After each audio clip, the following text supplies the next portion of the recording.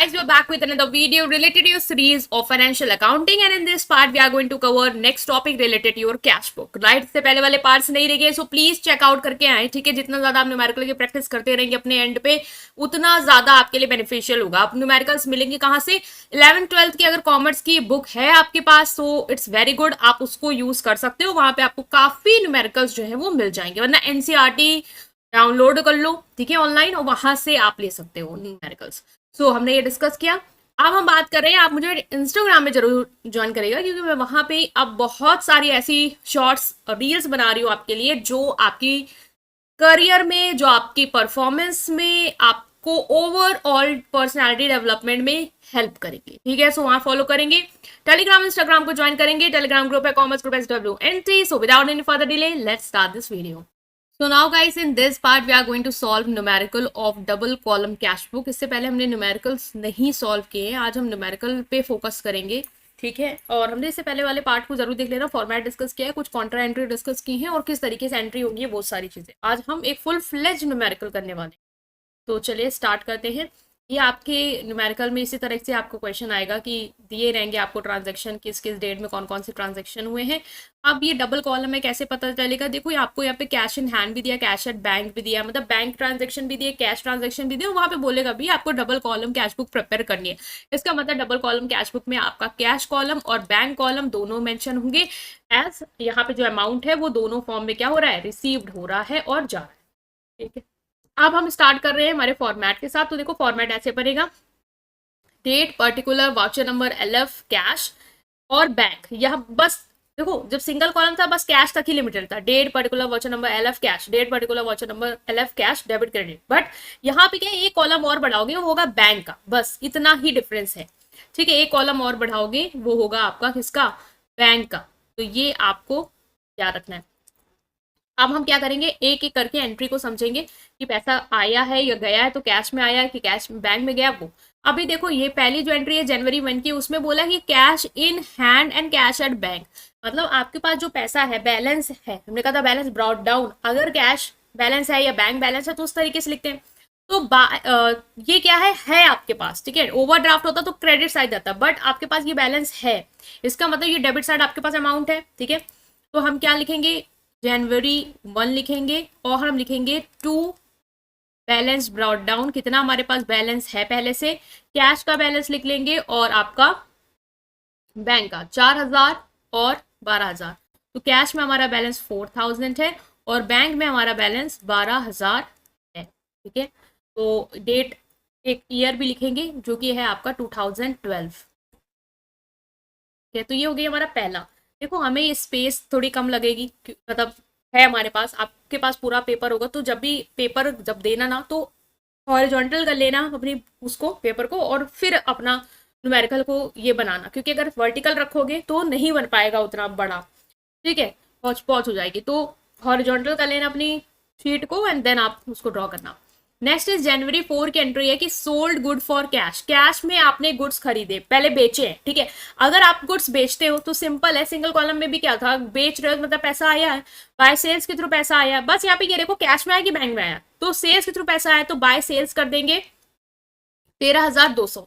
तो जनवरी 4 की एंट्री है. अगर हम एक कॉलम लेंगे ना तो बहुत मेरी स्पेस चली जाएगी और मुझे शायद दूसरे उससे स्टार्ट करना होगा पेज से, तो मैं कोशिश कर रही हूँ यहीं पे एंटर करूँ. जनवरी 4 की एंट्री है 2 सेल्स, मींस सेल से पैसा आया है. ठीक है, कैश में आया, बैंक से, बैंक में तो आया नहीं, कैश में आया है 13200. बस ये याद रखना, पैसा कैश में आ रहा है कि बैंक में आ रहा है. ठीक है, 2 सेल्स अकाउंट 13200, ये एंट्री होगी. जनवरी 5 की एंट्री है रिसीव्ड फ्रॉम सुरेश. सुरेश से क्या किया, पैसा रिसीव्ड किया है. कितना? 2500. किससे रिसीव किया है? सुरेश से. 1000 रुपए सुरेश से रिसीव्ड किया, मतलब फिर पैसा आया है.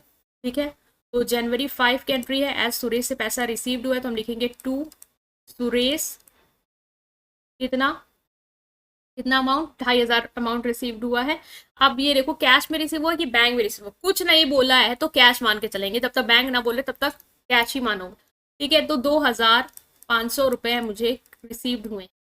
ठीक है, नेक्स्ट एंट्री है आपकी जनवरी 6 की, वो है रिसीव्ड चेक फ्रॉम रवि. देखो अब चेक आया है, मतलब कि बैंक में पैसा आया होगा। Receive cheque from Ravi and immediately deposited in into bank, और तुरंत आपने डिपॉजिट कर दिया बैंक में। ये एंट्री याद होगी, जब तुरंत चेक मिलता है तुरंत डिपॉजिट करते हैं, मतलब हाथ में होल्ड नहीं किया है। तो एंट्री क्या होती है आपकी, बैंक में पैसा गया तो बैंक अकाउंट डेबिट, और किसके थ्रू गया है, टू रवि। ये आई होप आपको एंट्री याद होगी, हमने इससे पहले वाले पार्ट्स में डिस्कस करी है जब एंट्री चेक कर रहे थे जर्नल एंट्रीज में। तो यहाँ पे देखो पैसा आया है, बैंक में आया है, किस वजह से आया, रवि की वजह से आया। तो हम क्या करेंगे, यहाँ पे लिख देंगे टू रवि, ठीक है। और कितना पैसा आया बैंक में, 6,400। तो जनवरी 6 की एंट्री है, टू रवि, रवि से हमें पैसा जो है वो मिला है 6,400 बैंक में, ठीक है। तो ये इजी है काफ़ी, आप कर लोगे अच्छे से। नेक्स्ट है आपकी 7 की, salary pay to office staff by cheque. आपने सैलरी पे की है ऑफिस स्टाफ को चेक के थ्रू, मतलब पैसा गया है, किस वजह से गया है, वो गया है आपका सैलरीज की वजह से, आपने सैलरीज पे की है तो सैलरीज अकाउंट कर देंगे, ठीक है।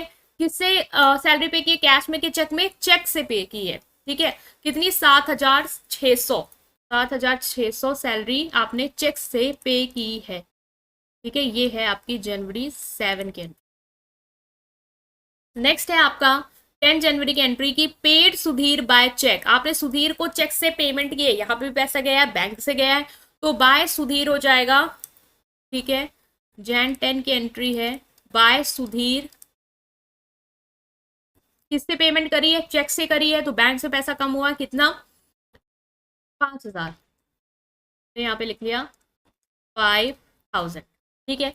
नेक्स्ट है हमारा जनवरी 12 की, paid for travelling expense. Travelling expense के लिए आपने 1,200 रुपए पे किए हैं, मतलब ये भी आपका खर्चा ही है, ठीक है, पैसा गया ही है। तो बाय ट्रैवलिंग, आप पूरा लिखना, मैं शॉर्टकट ले रही हूँ क्योंकि स्पेस कम है। तो बाय ट्रैवलिंग एक्सपेंस अकाउंट, ठीक है, वो भी लिखना। कितना अमाउंट है, 1,200 है, जनवरी 12 एंट्री 1,200 रुपए आपने ट्रैवलिंग एक्सपेंस में खर्च किए हैं, ठीक है। 1 मिनट, 1,200 किस में है, चेक में है कि कैश में है, तो ऑफकोर्स यहाँ पे चेक तो बोला नहीं है, तो हम ये अमाउंट कहाँ डालेंगे, कैश में डालेंगे। कितना, 1,200, okay. Now moving to next. Next है आपका कि पेड कैश परचेज किया है आपने, कैश परचेज किया है 15 जनवरी को, मतलब कि ऑफकोर्स पैसा गया है, कैश परचेज किया है तो 8,000 रुपए, कितना कैश में गया है पैसा, ठीक है। तो 15 जैन की एंट्री लिखेंगे, जनवरी 15, और हमने क्या किया, परचेज किया है, और परचेज करने से मेरा जो पैसा है वो क्या हुआ है, गया है, कैश में गया है, ठीक है, कैश दिया है इसलिए। तो कितना, 8,000 रुपए, ओके। नेक्स्ट है हमारा कि कैश डिपॉजिटेड इनटू बैंक, 16 जनवरी की एंट्री है कि हमने कैश डिपॉजिट किया है बैंक में 10,000। देखो ये कॉन्ट्रा एंट्री है आपकी, हमने इसको डिस्कस किया था, ये कौन सी एंट्री, कॉन्ट्रा एंट्री, स्टार लगा लो। अब इसमें आपको फोकस ये करना है कि कैश डिपॉजिटेड हुआ है बैंक में। पहली बात तो आपने क्या किया, कैश दिया होगा तभी तो आपके पास से गया है।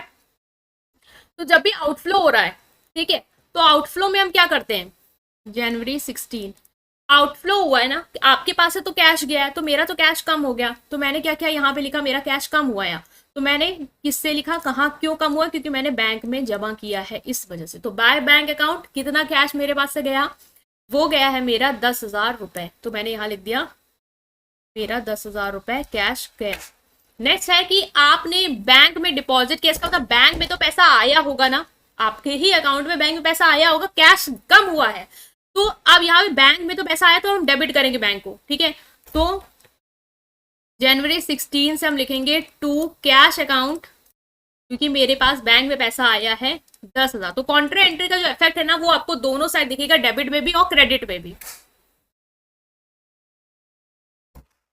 बस ये चीज आपको अच्छे से ध्यान देनी है, और आ रहा है जा रहा है वो भी फोकस करना है। मेरे पास से गया तो मेरा क्या हुआ, मेरा कैश कम हुआ, तो मैं कहाँ जाऊंगा, क्रेडिट में जाऊंगा, वहां से कम करूंगा। मेरे पास क्या हुआ, बैंक में पैसा आया है, कैश तो गया लेकिन बैंक में आया है, तो बैंक में मैं करूंगा डेबिट, ठीक है। नेम अलग अलग होगा दोनों साइड।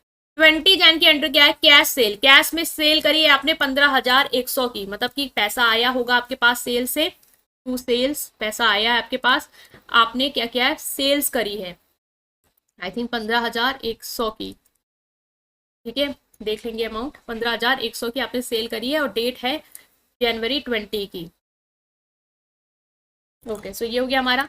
नेक्स्ट है हमारा कि purchase machinery and payment made by cash. Machinery purchase की है 6,800 की, और कैश में पेमेंट करी है आपने, ठीक है। तो मतलब कि कैश गया होगा मशीनरी अकाउंट के थ्रू, क्योंकि मशीन परचेज की है आपने, और पेमेंट आपने ऑफ कोर्स किसमें करी है, आपने पेमेंट करी है कैश से 6,800। तो आपका कैश जो है वो कम हुआ 6,800 से। तो ये Jan 20 की एंट्री है, क्योंकि वही डेट में कंटिन्यू है। तो Jan 20।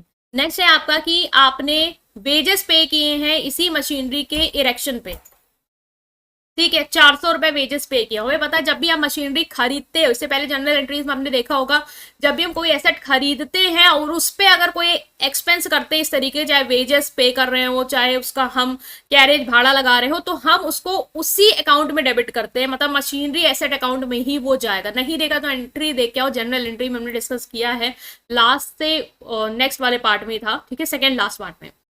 तो Jan 20 हम बाय मशीनरी लिखेंगे, ठीक है।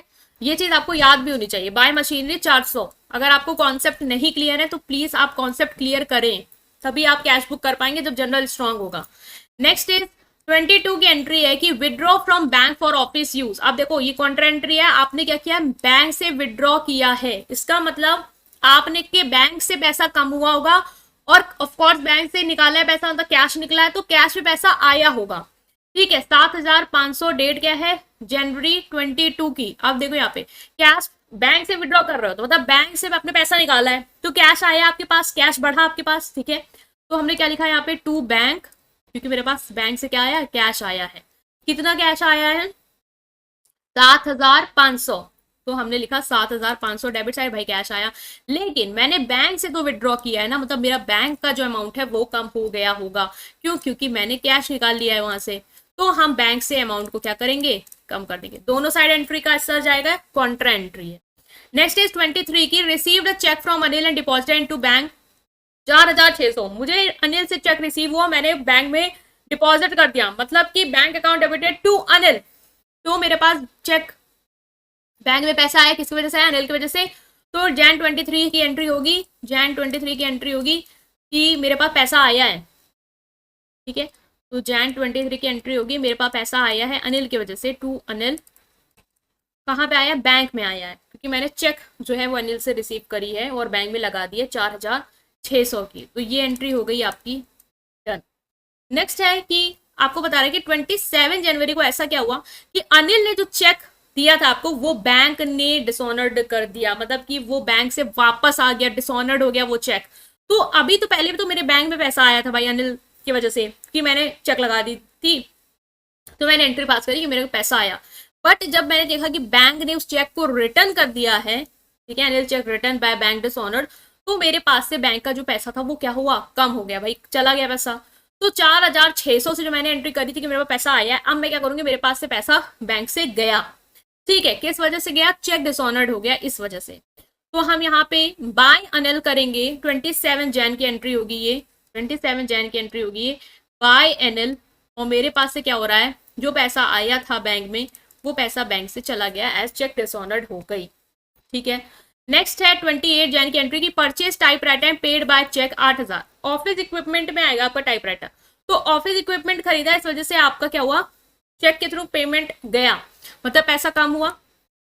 तो Jan 28 की एंट्री क्या होगी कि बाय ऑफिस, पूरा लिखना आप, ठीक है, बाय ऑफिस इक्विपमेंट अकाउंट, कितना, मेरा कितना पैसा जो है वो चेक से गया, 8,000 रुपए, मतलब कि 8,000 रुपए बैंक से मेरे कम हुए, ठीक है। नेक्स्ट है आपका कि पेड चैरिटी, चैरिटी में आपने क्या किया है, पे किया है।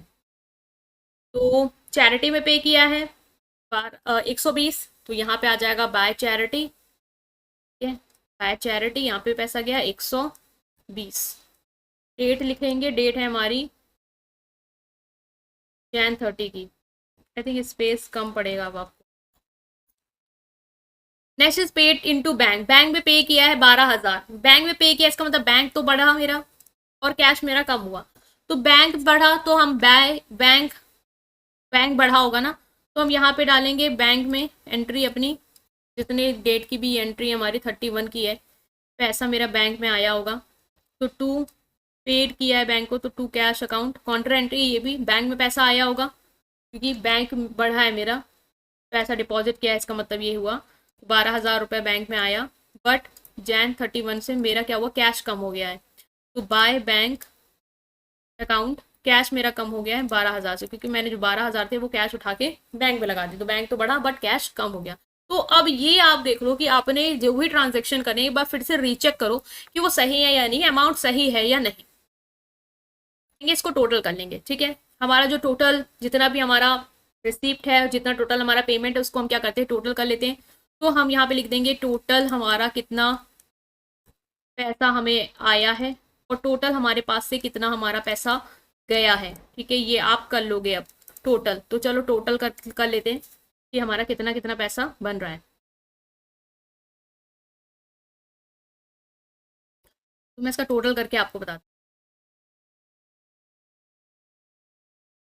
इसका जो टोटल आ रहा है वो है 42,300 और इसका आ रहा है 45,000, ठीक है। इसको एक बार आप अपने एंड पे टोटल कर लो, यही टोटल आ रहा है, ठीक है। इसका टोटल कर लेंगे अब।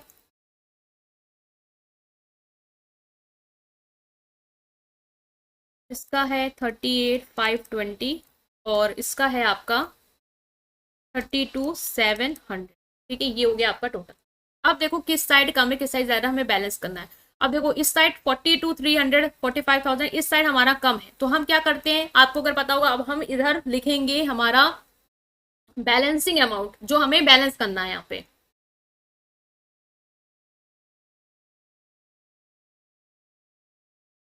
तो हम लिखेंगे यहाँ पे बाय बैलेंस कैरी डाउन। मैं नेक्स्ट पेज में आपको इसको फिर से दिखा दूंगी, ठीक है। अभी आप आई थिंक ये कट भी रहा होगा। नेक्स्ट पेज में आपको फिर से दिखा दूंगी, यही वाला लास्ट वाला जो टोटल पेमेंट रिसिप्ट वाला है, बट यहाँ पे मैं क्लोज करना चाहूंगी इसको। तो यहाँ पे बैलेंस कैरी डाउन में जो भी बैलेंस फिगर मतलब 42,300 में आप माइनस करोगे 38,520, तो ये आपका बनेगा 3780, 3780। और ये आपका 45,000 में से माइनस करोगे 32,700, तो ये आपका बनेगा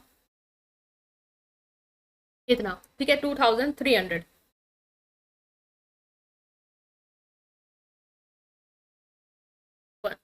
12,300, 12,300 ये आपका ये बनेगा। तो आप देखो दोनों साइड क्या है, आपका बैलेंस हो गया। 40 यहाँ पे भी आपका 42,300 आएगा और 45,000 आएगा।